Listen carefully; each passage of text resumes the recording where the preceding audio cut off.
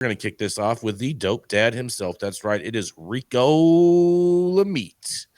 When Rico is not doing daddy daycare, you can find him packing boxes or actually unpacking boxes because I'm pretty sure all the shit that he has is going to take at least a few weeks to unpack. That's right. Is the dope dad himself, Rico Lamitte.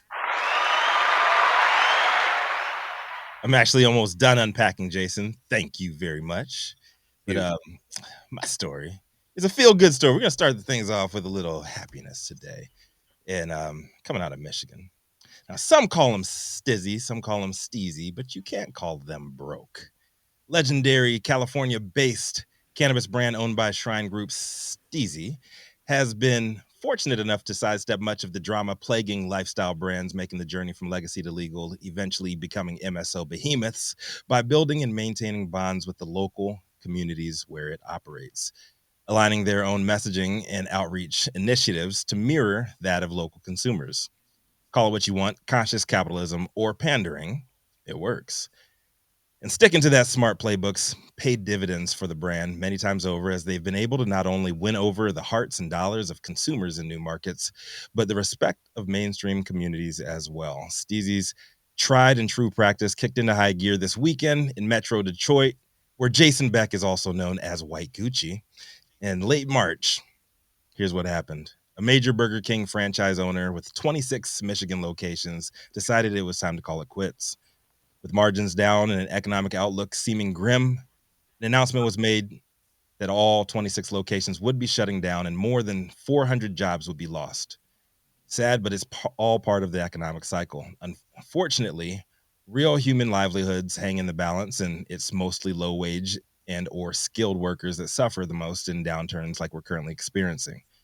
But this weekend, we saved the day. Steezy announced that they would be offering immediately hire up to 200 workers for positions at their nearby manufacturing facility in Orion Township, making vape pods, infused blunts, and pre-rolls.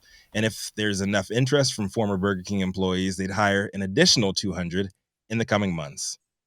With the new jobs paying more than Burger King ever did for time served making Whoppers, Steezy's teeing up $16 an hour for the day shift, $16.50 the night shift, and benefits, full benefits. So now they'll go home post shift smelling like weed instead of burger grease. Everybody wins. Per the article, the jobs are part-time or full-time, whatever the worker prefers. Coincidentally, the Burger King layoffs came at a time Steezy was having internal conversations about boosting its workforce to meet the rising demand for products.